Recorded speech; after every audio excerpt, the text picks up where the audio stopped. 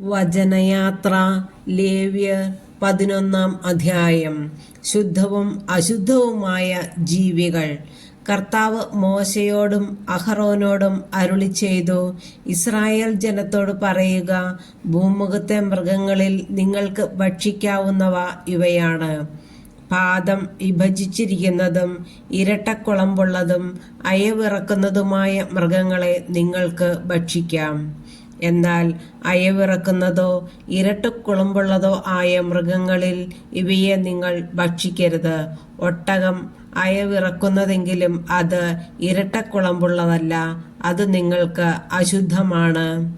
കുഴിമുയൽ അയവിറക്കുന്നതെങ്കിലും അത് ഇരട്ടക്കുളമ്പുള്ളതല്ല, അത് നിങ്ങൾക്ക് അശുദ്ധമാണ്.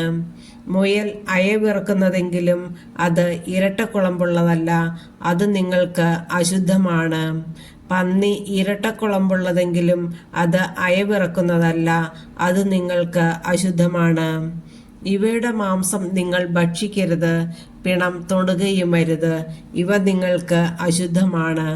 ജലജീവികളിൽ നിങ്ങൾക്ക് ഭക്ഷിക്കാവുന്നവ ഇവയാണ്: കടലിലും നദിയിലും ജീവിക്കുന്ന ചിറകും ചെതുമ്പലും ഉള്ളവയെല്ലാം നിങ്ങൾക്ക് ഭക്ഷിക്കാം. എന്നാൽ കടലിലും നദികളിലും പറ്റം ചേർന്ന് ചരിക്കുന്നവയും അല്ലാത്തവയുമായ ജലജീവികളിൽ ചിറകും ചെതുമ്പലുമില്ലാത്തവ നിങ്ങൾക്ക് നിന്ദ്യമായിരിക്കട്ടെ. അവ നിങ്ങൾക്ക് നിന്ദ്യമായിരിക്കണം. അവയുടെ മാംസം നിങ്ങൾ ഭക്ഷിക്കരുത്, അവയുടെ പിണം നിങ്ങൾക്ക് നിന്ദ്യമായിരിക്കട്ടെ. ചിറകും ചെതുമ്പലുമില്ലാത്ത ജലജീവികളെല്ലാം നിങ്ങൾക്ക് നിന്ദ്യമായിരിക്കണം. പക്ഷികളിൽ നിങ്ങൾക്ക് നിന്ദ്യമായിരിക്കേണ്ടവ ഇവയാണ്: ഇവ നിങ്ങൾ ഭക്ഷിക്കരുത്, ഇവയെല്ലാം നിന്ദ്യമാണ്. എല്ലാ തരത്തിലും പെട്ട കഴുകൻ, ചെമ്പരുന്ത്, കരിമ്പരുന്ത്, പരുന്ത്, പ്രാപ്പിടിയൻ, കാക്ക, ഒട്ടകപ്പക്ഷി, രാനത്ത്, കടൽപ്പാത്ത, ചെങ്ങാലിപ്പരുന്ത്, മൂങ്ങ, നീർക്കാക്ക, കൂമൻ, അരയന്നം, ഞാറപ്പക്ഷി, കരിങ്കഴുകൻ, കൊക്ക്, എരണ്ട, കാട്ടുകോഴി, നരിച്ചീർ. ചിറകുള്ള കീടങ്ങളിൽ 4 കാലിൽ ചരിക്കുന്നവയെല്ലാം നിന്ദ്യമാണ്. എന്നാൽ ചിറകും 4 കാലുമുള്ള കീടങ്ങളിൽ നിലത്ത് കുതിച്ചു ചാടുന്നവയെ ഭക്ഷിക്കാം.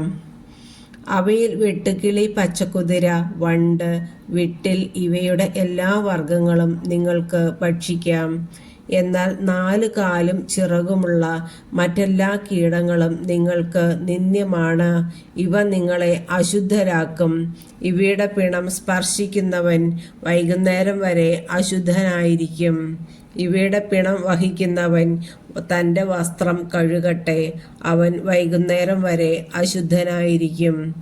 പാദം വിഭക്തമെങ്കിലും ഇരട്ടക്കുളമ്പില്ലാത്തതും അയവിറക്കാത്തതുമായ സകല മൃഗങ്ങളും നിങ്ങൾക്ക് അശുദ്ധമാണ്, അവയെ സ്പർശിക്കുന്നവരും അശുദ്ധരായിരിക്കും. 4 കാലുകളിൽ നഖമുള്ള പാദങ്ങളോട് കൂടിയവ നിങ്ങൾക്ക് അശുദ്ധമാണ്, അവയുടെ പിണം സ്പർശിക്കുന്നവൻ വൈകുന്നേരം വരെ അശുദ്ധനായിരിക്കും. അവയുടെ പിണം വഹിക്കുന്നവൻ തൻ്റെ വസ്ത്രം കഴുകണം, വൈകുന്നേരം വരെ അവൻ അശുദ്ധനായിരിക്കും, അവ നിങ്ങൾക്ക് അശുദ്ധമാണ്. ഭൂമിയിലെ ഇഴജന്തുക്കളിൽ നിങ്ങൾക്ക് അശുദ്ധമായവ കീരി, എലി, വിവിധതരം ഉടുമ്പുകൾ, പല്ലി, ചുമർപ്പല്ലി, മണൽപ്പല്ലി, അരണ, ഓന്ത് എന്നിവയാണ്. ഇഴജന്തുക്കളിൽ അശുദ്ധമായ ഇവയുടെ പിണം സ്പർശിക്കുന്നവൻ വൈകുന്നേരം വരെ അശുദ്ധനായിരിക്കും. ഇവയുടെ പിണം ഏതെങ്കിലും വസ്തുവിന്മേൽ വീണാൽ അതും അശുദ്ധമാകും. അത് മരം കൊണ്ടുണ്ടാക്കിയ ഉപകരണമോ വസ്ത്രമോ തോലോ ചാക്കോ ഉപയോഗയോഗ്യമായ ഏതെങ്കിലും പാത്രമോ ആകട്ടെ, അത് വെള്ളത്തിലിടണം. വൈകുന്നേരം വരെ അത് അശുദ്ധമായിരിക്കും, അനന്തരം ശുദ്ധമാകും. പിണം മൺപാത്രത്തിൽ വീണാൽ അതിലുള്ളവയും അശുദ്ധമായി തീരും, അത് ഉടച്ചു കളയണം. അതിലെ വെള്ളം ഏതെങ്കിലും ഭക്ഷണ പദാർത്ഥത്തിൽ വീണാൽ അത് അശുദ്ധമാകും, അതിലുള്ള ഏതു പാനീയവും അശുദ്ധമായിരിക്കും. പിണത്തിൻ്റെ അംശം എന്തിലെങ്കിലും വീണാൽ അത് അശുദ്ധമാകും. അടുപ്പോ അഗ്നികലശമോ ആകട്ടെ, അത് ഉടച്ചു കളയണം, അത് അശുദ്ധമാണ്, അശുദ്ധമായി നിങ്ങൾ കരുതുകയും വേണം. പിണം സ്പർശിക്കുന്ന എന്തും അശുദ്ധമാകുമെങ്കിലും ജലസമൃദ്ധമായ അരുവികൾക്കും ഉറവകൾക്കും അത് ബാധകമല്ല. വിതയ്ക്കാനുള്ള വിത്തിൽ പിണത്തിന്റെ അംശം വീണാലും അത് ശുദ്ധമായിരിക്കും. എന്നാൽ നനച്ച വിത്തിൽ പിണത്തിന്റെ അംശം വീണാൽ അത് നിങ്ങൾക്ക് അശുദ്ധമായിരിക്കും. മൃഗം നിങ്ങൾക്ക് ഭക്ഷിക്കാവുന്നതാണെങ്കിലും ചത്തുപോയാൽ അതിൻ്റെ പിണം സ്പർശിക്കുന്നവൻ വൈകുന്നേരം വരെ അശുദ്ധനായിരിക്കും.